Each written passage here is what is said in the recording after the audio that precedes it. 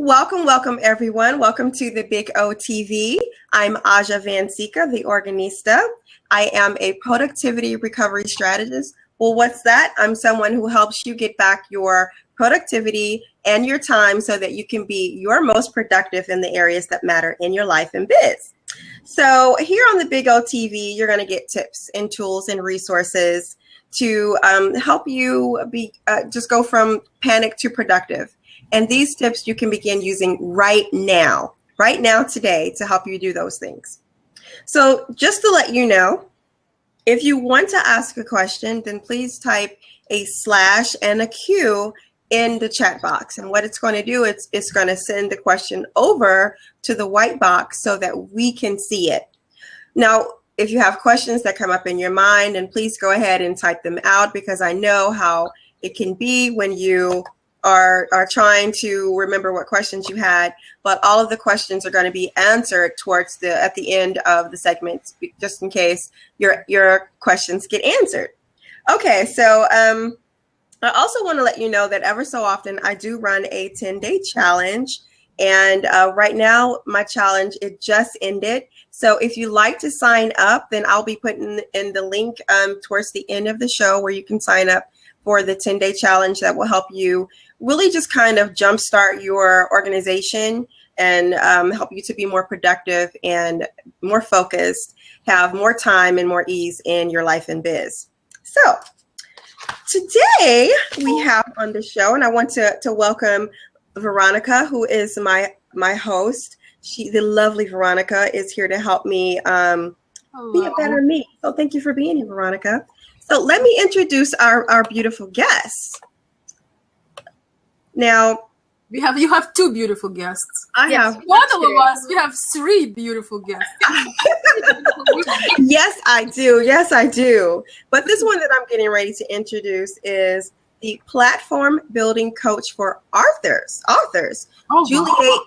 Juliet Dillon Clark is fiercely committed to guiding authors to achieve visibility and book sales so they can spread their message and vision to a much wider audience. Since 2010, she has been guiding authors to connect and engage their audiences organically and authentically so they can sell more books without wasting big bucks or useless promotions. What sets her apart from other book coaches is her emphasis on building an audience to create a built-in fan base before they publish. Super important.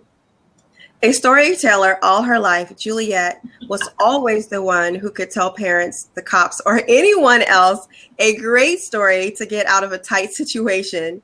She used that talent to write 3 best-selling detective novels. Today, she demystifies the author platform building process so her clients can succeed even faster with her expertise and unwavering support. My gosh, welcome to the Big O TV, Juliet Dillon Clark. I love that story. Thank you. Thank you guys for having me. And Veronica, nice to meet you. Nice to meet you. That's very exciting. I'm like, oh my gosh, it's all one person. Yes, I know. That's what I was saying. I'm like, oh my gosh. Okay, I've written 2 books myself, 2 ebooks. And if you had been around, if I had known you then when I wrote these books a long time ago, then I probably would have been in a much better position with those books. So yeah, we're gonna have to talk after this. I'm gonna have to revamp those books now that I've got you. It's never too late to start, so just keep that in mind. It isn't. Yay. Well, let's just jump right on in. First, I want to thank you for coming on. And I love that you are a best-selling author, of course. I've spoke with you a few days ago. Love your personality. Love that about you. So, but tell me, what has been the biggest challenge that you've encountered in your business and why? Well, I think it's twofold. The first is really positioning what my company does for authors, because so many people are they attend classes and they think, okay, I'm going to be able to write this ebook or this book, I'm going to publish it, and I'm going to retire to the Bahamas because it is so incredibly easy. And one of the things that these classes leave out is the fact that you need an audience to sell the book. And so my whole, I think what's been difficult to overcome is re-educating authors to understand that when you start your book is when you need to start building your platform and building that audience and finding out, especially if you're a nonfiction author, what it is they want, not what it is you think they want. And for that, you need an audience. I can understand that. I think that was one of the issues that I had when I first started writing my books those many, many years ago, is that I did just that. I put out what it is that I wanted to put out. I didn't think about who my audience was, what they needed or what they wanted, and it really hurt me. It really did hurt. So that's just excellent advice. Great tips. If I had known that. Sorry. No problem. For some reason, the TV came on. I have no idea why. It was the squirrel. Was. He's kicking back on the couch with the bear, right? Squirrel wanted to watch some TV. Well, I mean, you're busy, so I mean, the squirrel needed some attention. So, no, why do you think that is the biggest challenge that you've had in your business? I think because people don't understand that they need it in advance, number one. Number two, by the time I do get to them, a lot of times their book is either ready to publish, since I own a self-publishing company, or their book is published. And they're kind of a little bit resentful at that point that, why didn't somebody tell me this? This was big. You know, this was something big that I should have started a long time ago, and I didn't. I think the other reason is that people don't understand that books are sold on the internet now. And, you know, Amazon is the world's biggest bookstore. BarnesandNoble.com is huge. There aren't that many brick and mortar bookstores anymore. And so in order to be really successful selling your books on the internet, you have to learn a lot of internet marketing and be very proficient at it. And as people get more and more into that and they realize what all it entails, then they're really upset because they're thinking, I don't know if I would have written this book knowing that was the really, really, really easy part. Right. Yeah, I can understand that. I can relate to that. Veronica, can you relate to anything she's saying about that whole audience thing? Yes, definitely. And also that, you know, it's interesting how all the brick and mortar store now getting replaced. Just last weekend, I was after one book. I went to kind of like Barnes and Nobles. We have Schuller's also. Mm-hmm. I went there. I needed a book, and I bought it from Amazon because it was 2 times cheaper. I actually went into a store last week to grab a book because I wanted it now, and I didn't want it on Kindle because it's something that I'll keep and use that as a reference guide. And it wasn't there. It was on copywriting. They had one copywriting book that was like 30 years old. That was it. But you can see that you're not going to find the selection in those stores either anymore. And you can understand why, because they have to keep themselves alive. Yeah. So they're moving to and that's true, right? That is true. I didn't think about that. Very true. So what did you do to overcome that? Wow. I hired a coach. I was really, really overwhelmed, and we really had to decide who my target market was, where they were, and I needed help doing that. It wasn't something that I could really do on my own. And at the same time, learning all of the internet marketing that I needed to learn to bring my skills up to speed, not only to teach my authors how to do it, but also to be able to market myself effectively when I found my niche market and get it out there. So that's what I had to do. And I'm the first one to tell any author out there, get a coach early, because you're going to need one. It's not something that you can really do on your own. Right. Yeah, I've had a couple of coaches, and I have to say that it has taken me much further than I would have gotten on my own. But, you know, I heard this the other day on, I think it was something that someone was doing with a networking event, and they said DIY was delayed in years. That's what DIY, do it yourself, delayed in years, which is exactly what happened to me. I feel like that's exactly what happened to me because I waited so late to get a coach, and I was like, oh, I'm just going to do this myself. I'm going to learn this. I'm going to learn that, you know, and to a certain extent, I do still kind of do that. But having a coach, you know, just being able to walk me through the different steps on how to do this and how to do that was invaluable. And it's just like, oh my gosh, I wasted all this time and I could have just learned it. Yeah, I agree. I just actually became a coach for the organization that I coached with. I got my skill level up to the point finally where they just hired me as a coach, and you know, it's not, I mean, it's a huge deal for me because I feel like you know, I can really not only help authors now, but help some internet marketing people and joint ventures. It's called Joint Venture Inner Circle. So I can help people step their game up to a different level too, and with the audience building with joint ventures as well. Awesome.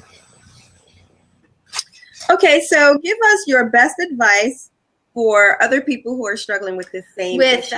Visibility and message. Definitely get a coach. Chances are, if you're really struggling in that area, there are some internet marketing skills that you haven't mastered. And I think there is so much involved, and people get into it and they get overwhelmed. I think without a coach, it's DIY, just like you said. You're going to be delayed in years because there's a strategy to getting it together. So I would definitely recommend getting yourself a coach. And I would say for the internet marketing part, a one-on-one coach, because it can be, I'm still learning. I mean, I just picked up a new skill set last week, and you know, here I am in my state of overwhelm again because I've decided to grow and learn something new. Exactly. I understand that. I think that internet marketing can be very overwhelming. It can take a lot out of you, especially when you don't know what you're doing.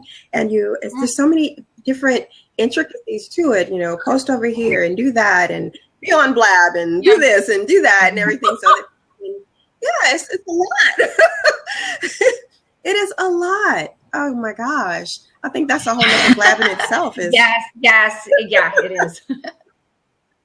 How to get out of internet marketing overwhelm. Gosh, it's a lot. Okay, so if you could go back to you at the start of your business, what would you say to you? I know. I would say, number one, treat it like a business, because my business formed, it was really a hobby run amok. I started producing and doing things my own way, and I opened the self-publishing company, and I was doing it for friends. And I never really realized it until, you know, my friends started saying, you're so passionate about it and you're so good at it. Started as a business. So I wish I had started as a business back in 2008. I wish that I had hired a coach 5 years ago. I said that.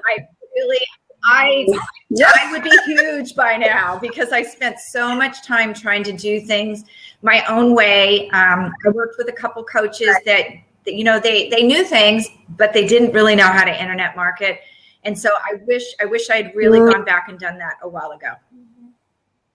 But it's changed so much, even in last, you know, from 2008, things become so much more online, you know, even from 7-8 years ago, it changed so much, you know, it wasn't even 8 years ago, it wasn't as big. It's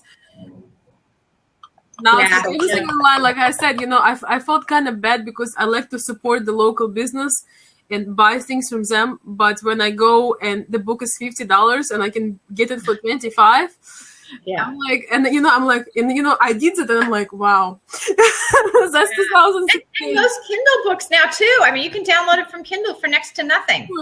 I needed the book. I do that when I listen to audiobooks, but this book, it's a must-have book for me. I needed the pictures, so that's why I made it to the store. You got it.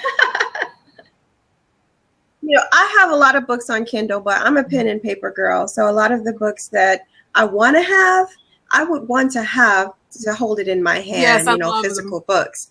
But yeah, I really do. Yeah, and people, we had this conversation, a couple of friends of mine, about the bookstores, and did we think that they were going to stay, or are they going to go?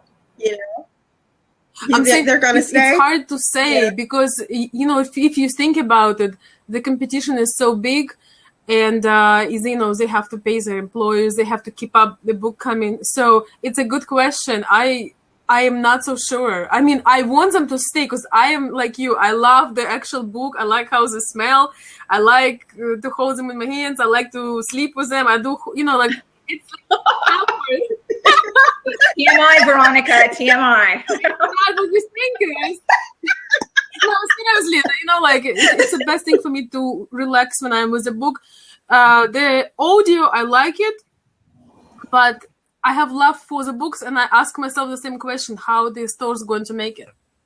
Yeah, it is. I really like audio too. I kind of feel like audio is a rolling educational opportunity because I live in Los Angeles, so there's car time every day. I can pop it on and I can learn. I'm a runner, so when I go out and run, a lot of times I'll listen to a book as well. So, it's when we don't have a lot of hours in the day, it's an opportunity to step up and learn something. Well, another thing is when you drive your car, is instead of being mad at the traffic jam, you can enjoy your book. Yes. That's a very good. My son, I just started homeschooling a few months ago, and so my 8-year-old, when we're in the car doing whatever we're doing, I just fell in love with the books on tape, the books on CD. I have to say books on CD because they don't know what books are on tape are, but yeah, it's been really great for us. And he really enjoys getting in the car now and going wherever it is we're going, even if it's just to go to do some schoolwork in the park or go on a field trip or whatever it is. Listening to those books on CD has been invaluable for us. I'm listening to kids stuff, but but it's good for him. Yeah. Yes. Sorry. And wait till you get teenagers and it's music and the same song over and over and over and over. So train them young so you don't have to do that. I've heard more Taylor Swift. Well, I'm a 24-year-old. I have a 24-year-old and a 21-year-old. So, and I have the 8-year-old. Now, we're not going to talk about what happened. We don't know what happened.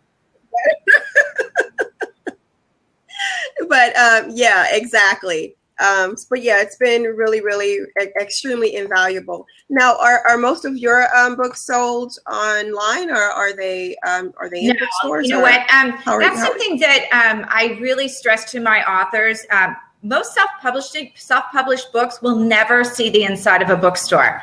And when I set up my self-publishing company, I did it because I had such a bad experience with a large self-publishing company. And, I bought a return policy. And then I found out later my books would never be in bookstores. Why did I pay for that? There was just a lot of things they sold me that I realized I didn't need. And then on the back end of it, with the book markup and the royalties, those big companies have a huge markup. As an author, you will barely walk away with any money. It's 10% of the retail price. So when I set up my company, I took my experience, which I was really offended by that model, because as a self-published author, I felt like I invested in myself, and I should have gotten those returns. So right. That was, I forget what the question was, but anyway, that was part of my journey and it is part of my journey, is educating authors on, what they're getting into with self-publishing. So mine are on the internet. I went back to the question, and most of them are published on Kindle. After my third book, I didn't even publish soft cover copies anymore because 99.9% of what I was selling was on Kindle anyway. Yeah, my books are on Kindle too. May I ask you how that worked for you? I'm curious. For example, if you had a book, if you can remind me, ask again, like what kind of genre do you write, and also how did it go? Like when you start selling, how much of them you were selling, and then how did it go with the right advice and right niche and stuff like that? How did you improve, and a little bit about your journey? Just very exciting. A little about my journey. I started out and I wrote in mystery. And my first book I published with Author House, and that's where I had the really bad experience. They kept trying to upsell me into promotions. Promotions just don't work. You have to really build the audience organically. Mm-hmm. So after that horrible experience where they marked up my book so high, I hardly made any money. I didn't sell many of them. And I started learning from other people that an organic audience and building a following was the best way to go. I started building.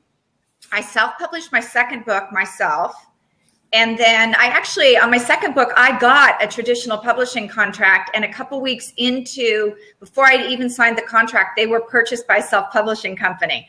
So I kind of felt at that point, it was like the universe really thumping me on the head and saying, you learn how to do this yourself, or you're just, you're not going to make it.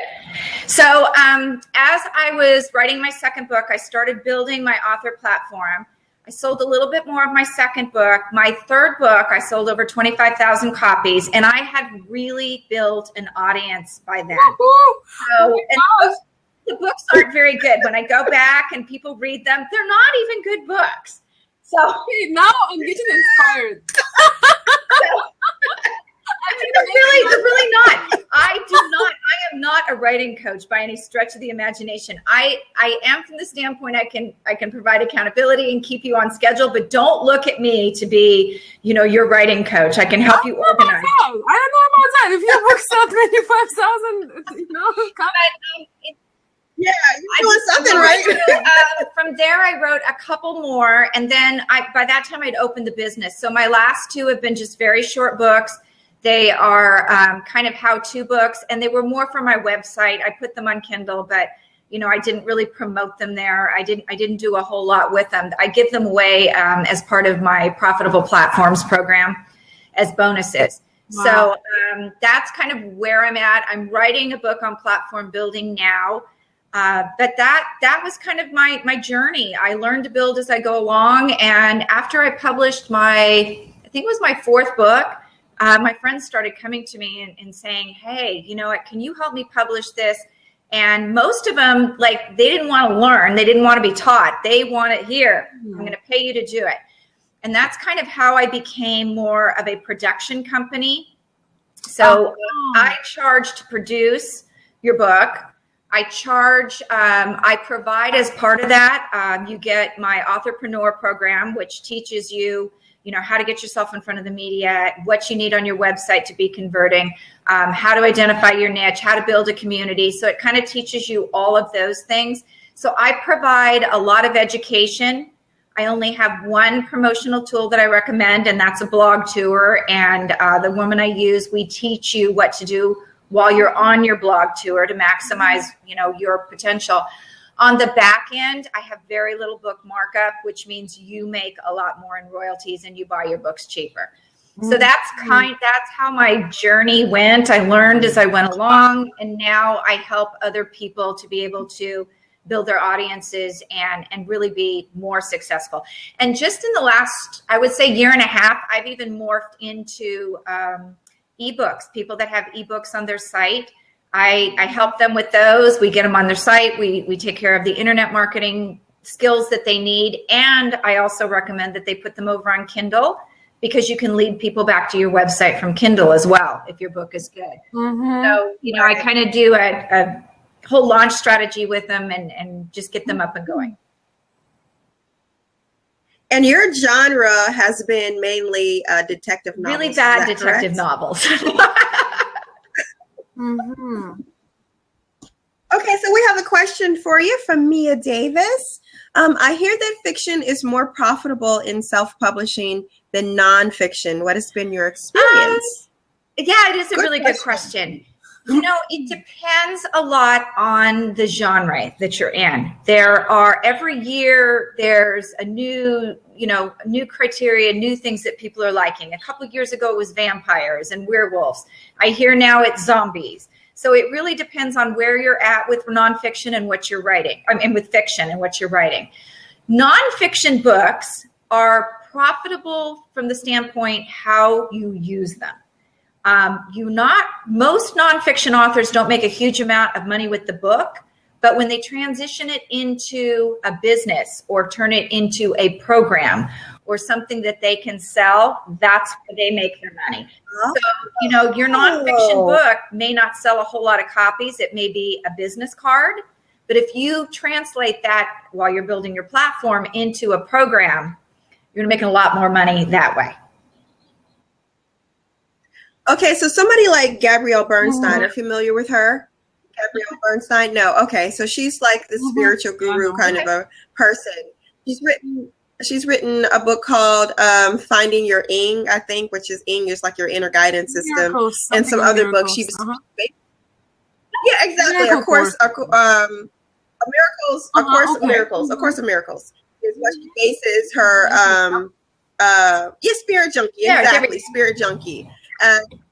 Yeah, and so she has these books, and what I've noticed is that over the years that she transitioned into like programs, but she was like this best-selling author, and she had all these like really popular hot books out, and then it's like now she's doing masterminds and really not about books but about spirituality, which is what she was writing about. And she's just like doing all of these courses and things. And I'm just like, what is going on? That's a lot. That's why I developed the Authorpreneur program, because most of my authors are nonfiction. And if you can take your book and you can break that down into a program and you're gaining these internet market skills, then you have the visibility to be able to sell the programs. And the programs and coaching are really where you make the most money. Doing this. My Authorpreneur program sells for $697, and I sell a pretty good bunch of them every month. And that for me, that's a downloadable program. I literally put it up. It's evergreen, and passive income once you've done it. It's incredible. Yeah, it's really good passive income. That also, you get a little more sophisticated as you start the programs too, because here's a big mistake that a lot of nonfiction authors make. They think, okay, I have a book, I have a program. People are going to go out and read my $9.99 book, and they're going to say, "Oh, I'm so fantastic that they're going to go buy my $1,000 a month coaching program." And that really doesn't happen. You have to have a funnel there where people say, "I really liked your book." They can go to your website and see, a $37.97 product and, buy that and say, that was a lot of really valuable information. I think I'll go ahead and upgrade to another program. So you can't just jump from something like a book into something big. You have to have some intermediate steps there that people can take. Okay. Yeah, that's really good. Thank you for that. Really, really good. Okay, so my favorite question ever. Okay. And I did favorite question. We all have those quirky things that we have going on within ourselves. I know I do. Tell us something quirky about you that nobody else knows. Come on, spill it, girl. Quirky. I'm a runner. I am. Is that not quirky? Is that not quirky enough? I was like, oh my God. Okay, I will tell you something quirky. My third book, Granny Heist, is actually a true story. Actually, Gypsy is too. Those are true stories woven into fictional stories. And Granny Heist is actually about my own family. Which one? Oh, really? Which one? Granny Heist. Actually, there are parts of my family history woven in. My family is actually on the cover of that. Those are homegrown family pictures on the front of the book. So was Bonnie from Bonnie and Clyde, was that your grandmother? Is that what you're trying to say? Your great Have you read Gypsy? Have you read Granny Heist? My grandmother, she wasn't really a thief, but she always had this mysterious background and a couple rich husbands who, well, let's just say it's questionable how they died. So. Oh my gosh. Oh wow. Okay, yeah, I'm getting the book. Yeah. Juliet Davis is like, oh wow, yes, oh wow, it's exactly. Yes. Actually, I have to tell you, one of my mother's friends read the book, and she saw my mother, and she's like, "That book's about your mother, isn't it?" You know, I was just trying to say they didn't have ebooks back then. They have to make money somehow, right? Yeah, there you go. There you go. Right. They had to rob banks. That's what they did. Yep. Oh my Yes, God, yes, and get rid of their rich husbands. Inspiration Exactly. often comes from the family. Wow. That's the scary part. Yeah.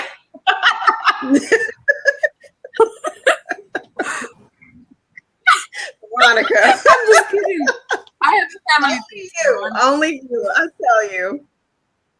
Okay, so I know you told us a little bit about your programs, but what do you have going on in your business? And make sure you drop some links in there so that everyone can get whatever it is that you have. But tell us what's going on. A couple things. I'm typing as we speak. Right now, we have a free 21-day masterclass going on. It's called The Book, The Business, and Beyond. I put the website over there.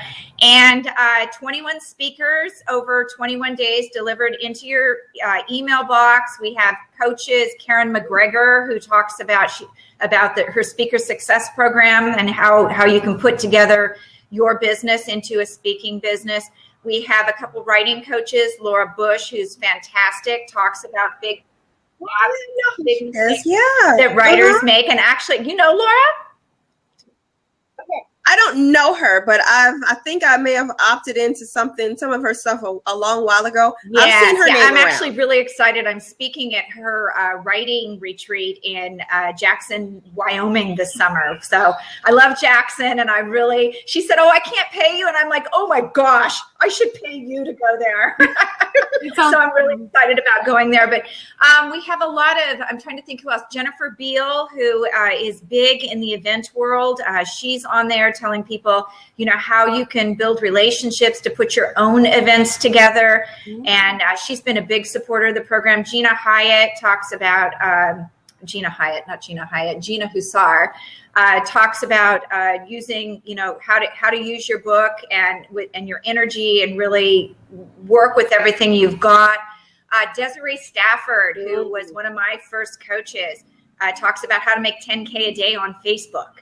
So, she's got a really super great program. So we've got a lot going on over there. You can go in and opt in and get those dropped right into your box. You can find us over on my website at www.winsomemediagroup.com. I'll put these all up in a minute. Our coaching programs, everything's over there. We've got a couple great freebies on the front page, a 30-day community building challenge, authorpreneur checklist to see if you have everything you need in place. And then you can find us also over on Facebook. We have a group over there called Writing and Publishing Tips and Tricks, and lots of free education over there as well. So you can find me in lots of places. Awesome. Sounds wonderful. Well, I thank you so much for being here. I wanted to give you, Veronica, the opportunity to talk about your business a little bit and drop in your links too. Since Juliet has been so gracious in all of her knowledge and everything. It's just been awesome and wonderful. Thank you. Yeah. It is really beautiful. Really amazing. Juliet was awesome. Thank you. That was sweet. Oh, Juliet was awesome. That is too sweet. Okay, Veronica, drop your links in and tell us what you got going on. I don't even know what you do. Yeah, I don't know either. Just a second. I'll figure it out. So I'm going to share it now. So as currently, I have a business that is, I sell physical products, and mostly my products are retro fashion style things. but I am very interested in learning about digital products. I started the digital graphic store. I'm doing like digital downloads.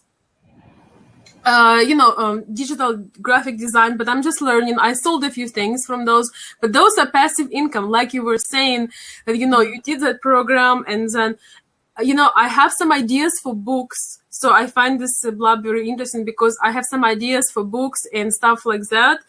And I'm just fascinated by the possibilities that digital products and books and information and courses and I was thinking to make a book about actually not a book, like more like a manual how to start Etsy business. My website is on Etsy, and there are a lot of books like that. I also think about the short stories, and I was thinking about just some stories, because I've been through a lot of things. I'm originally from Kiev, Ukraine. I've been through many, many interesting, unique experiences, and I'm thinking to making a book about it because, yes. So, but of course, I have no idea how to do it, but I know it's possible. And I know I can make a not very good book easily. Etsy book is a really great idea. I originally, before my website ever went up, I was over on Etsy, and I had no clue how to use it. So something like that would be really useful for people who, most of the people over there are people starting out with crafts, and they don't treat their book like a business. One of my authors right now, Kathy Cregan, is writing a book on treating your book like a business, and it's actually called Write the Story That You Want the IRS to Read, to get people like that in the crafts industry and writing books to really start taking it seriously as a business from day one. So I think that would be a great idea, Veronica. Well, yes, but I need to research, the market. I'm sure that there are a lot of books about that, but, I have my own unique experience. I have my own thing. I actually started just Etsy. I started it for fun. I was like a young mom, and I was just want to have a hobby, just to do something. And then it started to turn to a bigger thing. And I was like, oh my gosh, actually I'm making money. And then I went through just like tutti frutti things. Antiques and stuff. I went to, I always liked old Hollywood and stuff. And so now I sell retro, glamorous, classic clothes like furs and some dresses and some accessories. I'm into old Hollywood. And so, yes. You know what? I need to talk. I've got some ideas for you to build an audience for that, because that's something that with the physical products that you could build some cool stuff with that. Exactly. And her things are absolutely thank you. You saw them?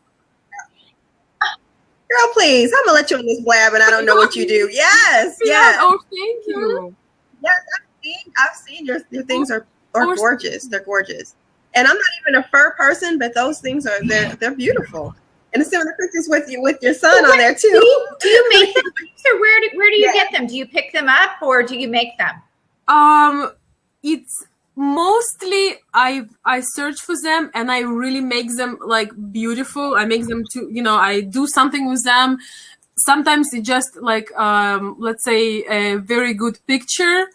Sometimes that I update them. Sometimes I change their look with them. So basically I don't really make them, but I do make them look good. And I make them more your spin on it. You get it. And I put a lot of representation, because you can buy these things 3 times cheaper if you go somewhere, maybe 5 times cheaper sometimes. But I put a lot of effort. Some people, they see the picture and they're like, okay, I want it. Okay. Very high quality too, because if you go to like the furrier, because I sell a lot of furs, oh my gosh, my best items, they sell like junk for that money. So for people who love it, it's a good deal because it's reasonable and it's high quality and it's beautiful. So. I got to tell my friend Sherry Balul about your site, because she has the most unique style and she scours a lot of thrift shops to find her stuff. And she just has this unique, awesome look. You two need to get together. Yes, I thank you so much. And but I want to say something. I really enjoy, my glamorous stuff. I've opened a YouTube channel. I'm talking there about different things. It was mostly international stuff, like about Russia and Ukraine and mentality. But I want to open a glamorous channel for women to be able to, do some fun stuff like that. So it's just an idea. And I am interested at some point in my life, I want to move on from the physical items. I enjoy it right now, but I know in some point of my life, I would like to have some freedom, and freedom comes with digital items. Yes. Yeah. Yes. You know what? That's what a friend of mine, we're talking about that. Yeah, me and Dave saying yes. When you have physical products, it does really restrict it does. you. And is the wonderful thing about the business that I've set up is I can do it from anywhere in the world. I go off and visit my son at college for a week, and I just get up in the morning in the hotel room, do an hour's work, and I'm off. So I'm openly jealous.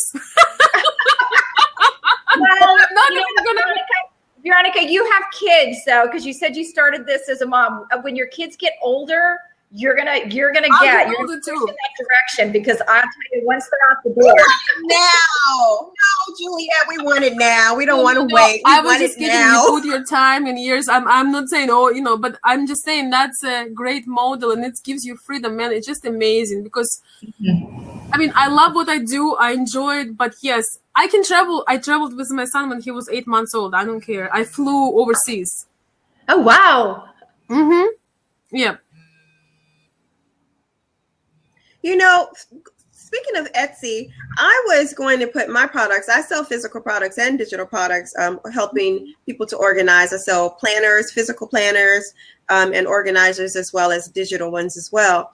I was going to open an Etsy shop in addition to my website, just to get more traction, but it looked like it was too complicated. So really that whole Etsy book, it was just like, do I even want to bother? That's the way I felt. Like, it's like, well, do I even really want to bother? I see people with really nice Etsy shops, and then you see some that aren't so great, and it's like, of course I want to have. I can show you how mine looked 5 years ago. You would be like, oh man, this is how you learn. The coolest thing about Etsy is that you can, you put your product in there and you learn as you go, and sometimes you can advertise it.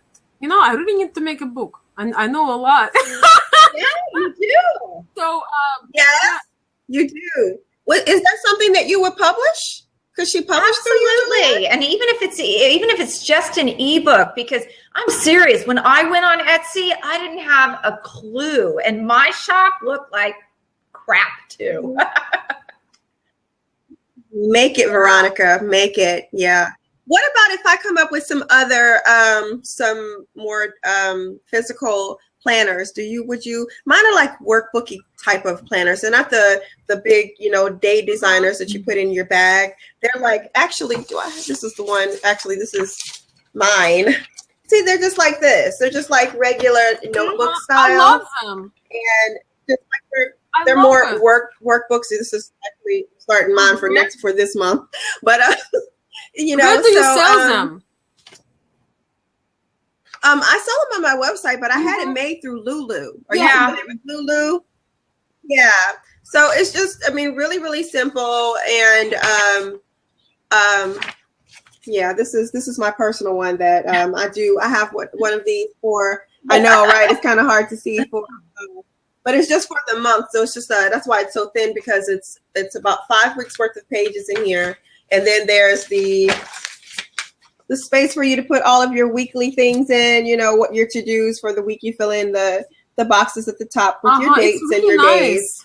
And thank you. But this is what I use every month. I have a new one for every month. And in the beginning of it, I have what I call the mind, body, and soul alignment, which is really just about what it is that you want, what are your goals? What is your mantra for this month, for the month? So mine is written in pencil, so you can't really see it, but it's simplicity. I just want my month of April to be simple. So what do I need to do to, why do I want it to be simple? I put it because it's too much chaos. It makes me feel anxious, and I don't feel like feeling like that.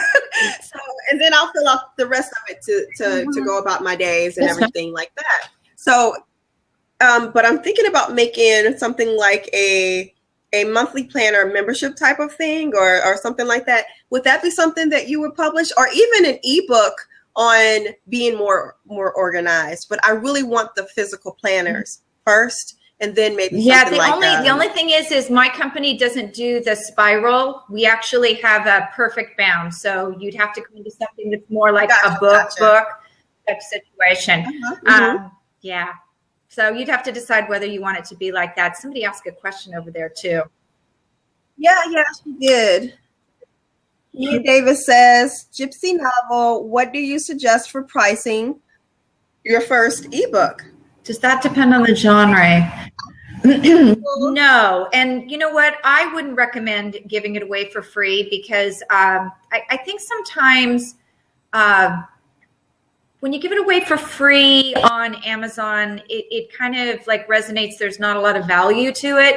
I think I would at least start at $2.99 with a book, depending on how long it is. I just published someone's 22 pages on Amazon for $2.99, and it's how to get to six figures in 6 months. And she purposely kept it at a low price and a low amount of pages, because people have ADHD these days. Sorry, they just do. Not many people really have the time and patience to sit down and read a 300-page book anymore. So I think I would definitely at least price it at $2.99. The genre, probably less for fiction, more for nonfiction, because you can get a little bit more for the how-to books as long as you publish. Yeah, the how-to books, I would always not only publish in Kindle, I would do those in softcover, because those are the types of book people save as reference guides. I know I do that myself. If I want to learn something, I'll go buy the soft cover book. That way I can mark it up. I can keep it if I have to look something up. So it just depends on what you're doing, Mia.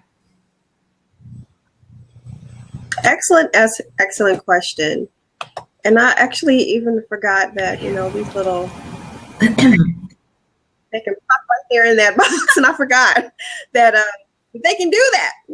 This blab is awesome. So, thank you so much for answering that question. It was a really, really good question. Thank you, Mia, for asking it. So that's it for us today. I thank you all for being here. It has been such an amazing pleasure, Juliet Dillon. Thank you. You guys have been a pleasure to meet. I love meeting ambitious women. Same here. We are that. Yes, we are. So if someone wants to get in touch with you, we need to go to your website and sign for your email updates, or what should we do? Let me just give you, here's my email address, winsomemediagroup.com. Sure, I can type, or go over to the website and sign up. I don't have a newsletter. Newsletters aren't traditionally a good way to keep in touch with people. So sign up for one of the freebies over there. Right when you come onto the site, there's a slider there that'll have 3 easy opt-ins that you can get into, or go over to www.bookbusinessandbeyond, and you'll be able to opt in there, get the free 21-day gift, and then you'll go right into my email list within about a month. Well, that's great. I love that 21-day challenge. It sounds like it's amazing. So thank you. That email. I actually know someone that just published a book and might be interested in a book promotion and also in speaking speaking business like that. Learning how to speak. You'd be amazed. I'm in a speaking program right now. I'm in Kristen Thompson's program, and sometimes I'm really stunned at everything I didn't know I needed. Yeah, that scares me. That's why I don't want to go. Yeah. It's not the talk. I can do the talk, but before I went into her program, I never had a speaker sheet. It didn't even occur to me that it would help me get, speaking gigs. And then the really scary part of it is getting your brochure together and being able to sell from the front, from the stage. That part is like, wow. Yeah, that sounds pretty tricky. Yeah. Mm-hmm. I can imagine that is a little bit tricky. Yeah. Okay. Well, if no one else has any other questions, I'm going to go ahead and let Juliet go because our time is up. But I do thank you again for being here. And my just awesome co-host Veronica always keeps me where I need to be. Thank you, girl. Thank you for having us. Yes, thank you so much. You guys take care, and I am